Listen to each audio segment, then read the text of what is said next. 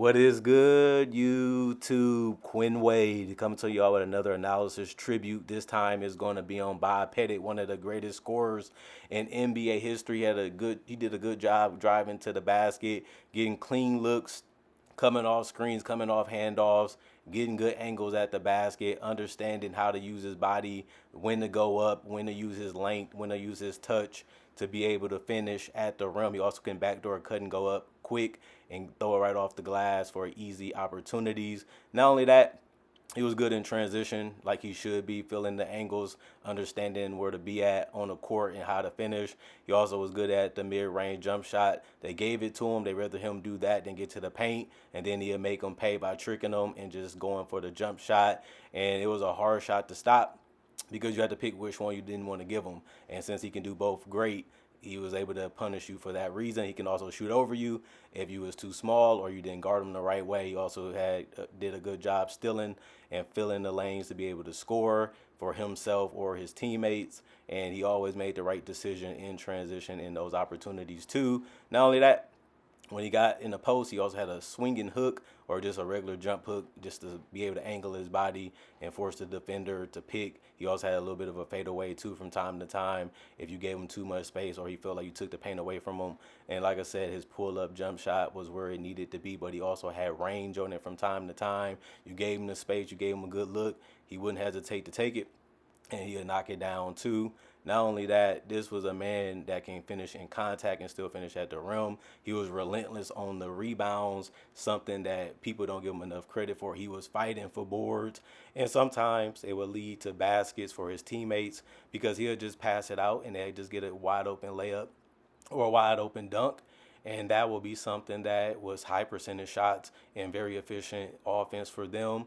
And sometimes they'll just run the transition without him because everybody was focusing on getting the rebounds and they would forget to leak out to stop it. But he also would score for himself by being able to be bouncy and being prepared in position to get the rebound and go straight up. And he also can hit shots at the close range and go close to the basket and finish. And he also was relentless, so he can finish with hooks if you try to cut him out from getting closer to the basket and finishing that way. It was a good counter for a big man, and he also was a two-time MVP. A monster. He ended up attempting 20.9 attempts per game in his NBA career. Not only that, this man was playing so many minutes. He got all the way up to a point in his career where he was averaging 42.1 minutes per game in a season while still giving you close to 80 games basically every season of his career besides his last one in 1964 and 65, and that was it. And he still played 50 games that year and still played 35 minutes. And this man was so dominant and so consistent with that. It was very, very impressive. But he also had his number 9 jersey retired by the Atlanta Hawks. And he also was a consistent first team All American in 1954 and a consensus second team All American in 1953. And he also had his number 50 jersey retired by the LSU Tigers. And it was nothing the man couldn't do. He really wanted to be great. He really put his all into the game. And it's just fun to see him achieve the goals of winning the NBA championship and leaving the game on his own terms and how he really wanted to. And that's something that you really can't do in the NBA for the most part. But he's one of the very few that was able to do it. And man, didn't he have a great career? Definitely would have been a top 10 player if we look back at it years ago when he first started and the league first started.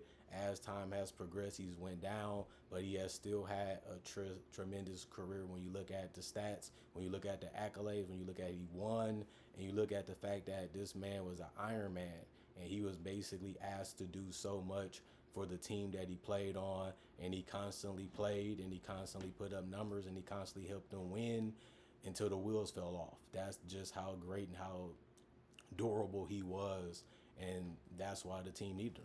When they had to play him as much as they could, and they needed him as healthy as he could be because he was just that high impact of a player, and that allowed him to get to the championship round, which had a special night in the NBA Finals where he scored 50 points in a clinching game in the 1958 NBA Finals. and it was one of the greatest performances we ever seen, and it showed you how much he really wanted to win. And he only won one championship, and it was that year in the NBA. But he also was an all-star in each of his 11 seasons for the Milwaukee/St. Louis Hawks. And he was a 6'9" guy, and he was the first guy also to score 20,000 points in the NBA. And he did that when he retired. That's what he left off with, was a little bit above that. And the last time we seen to get broke was Wilt Chamberlain, and now LeBron James ended up cracking that to be at 40,000 plus. But Bob Pettit only retired at 32, so he probably could have did more damage to the league, but he chose to get out of there. And he was fine with his career because he never really came back. But he ended up being drafted by the Milwaukee Hawks back then. He ended up playing from 1954 to 1965. And he also was a two-time, like I said, NBA Most Valuable Player in 1956 and 1959. He also was a four-time NBA All-Star Game MVP in 1956, 1958, 1959, and 1962. He was also a 10-time All-NBA First Team in 1955 through 1964. That's tough to do, playing basically your entire career at an elite level consistently, and he was able to do that and accomplish that. That's one of the biggest reasons why he's one of the greatest to ever do it. Easily top 50 greatest players all time.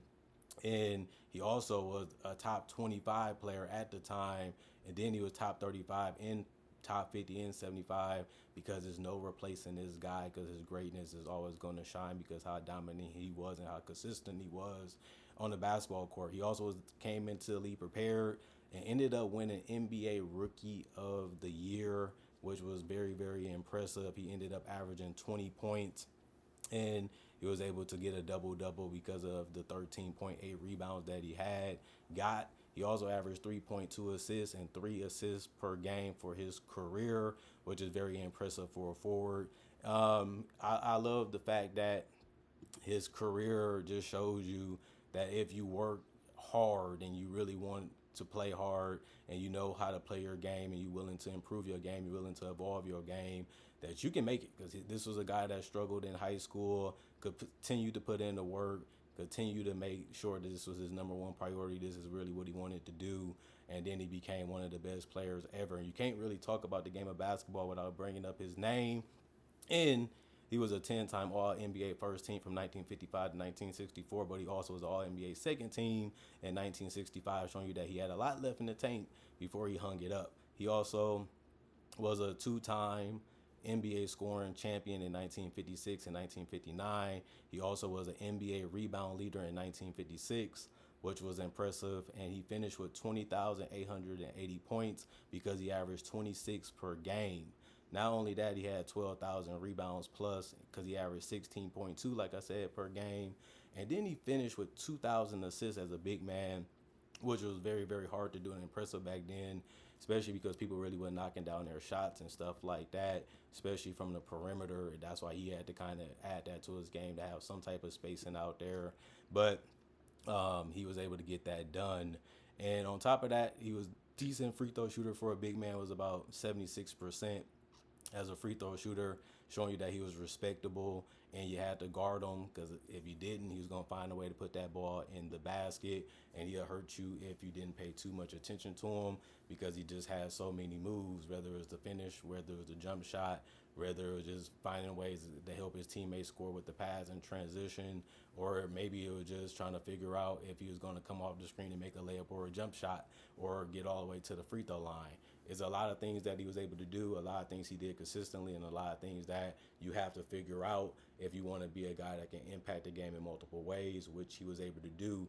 And I just like the fact that he was dominant on the boards. He wanted it more, he cared more, and he pursued it more than most people in his era. That's why he was able to be a rebound champion. It's hard to do that, especially when you got guys who are bigger and taller than you at that forward/center position. You have to be quick, you have to be fast, you got to be jumpy off your feet because you have to be able to get it before they get it, and they have the size and the length advantage most of the time. But he didn't make no excuses. He was able to get it done. Other than that, Comment, like, subscribe, share, hit the notification bell for more analysis. If you're new to the channel, I do conversation videos about basketball only topics. Also do breakdowns of real footage of legends, current legends, rookies, and also future stars. Also do mock draft and draft coverage. So if you love that type of stuff, you can't get enough of it, and you want more and more of it. I got over 3,000 videos on my channel right now that you can watch, and it's for free. Not only that, I also upload videos basically each and every day. So if you love basketball, you can't get enough of you craving and craving and craving it. This is the channel for you. I promise you, once you check it out or you synced it before and I can win you over, you ain't gonna regret subscribing to the channel and being a fan and a supporter. Thank y'all for appreciating the content for what it is. Thank y'all for continuing to come back and give me some of your time. Thank y'all for continuing to watch for the people that do. And not only that, all I can say is thank y'all for supporting me in the past, also in the present. Hopefully y'all continue to support me in the future. And other than that, I'm gone for now. See y'all later. And hopefully we can get some more videos in for y'all to watch that's different, unique, stands out, and give y'all my own personal touch on it. So y'all know that it got the stamp of approval from analysis, just like Bob Pettit just did. Got more Hall of Famers coming up. This should be fun. We rounding out the top 100. Maybe rounding out some of the great players that was never even talked about at all on this channel, and Bob Pettit was one of them. Now that's corrected. That's something that had to be done, and I'm glad I was able to do it for y'all. Let me know what you guys think about Bob Pettit and his career and some other all-time greats. Y'all can leave them in the comment section if I didn't do them already. May get to them. Still a couple days. What to expect is coming for September. Preseason analysis coming. Instant analysis is coming. Rookie analysis coming. Rookie breakdowns are coming, and on top of that, the rundown is coming back. So many things to look forward to this up and coming season, and you know I got y'all covered when it comes to basketball and the hottest topics too. Free agency, trades, whatever happens, I'm gonna try to give y'all my analysis on it as much as I can. That's what y'all come here for. That's what y'all want to see. You know your boy Quinn got y'all on that with the most accurate descriptions of what you guys need to see and hear. Other than that, I'm going for now. Y'all stay blessed. Peace, and see y'all hopefully later.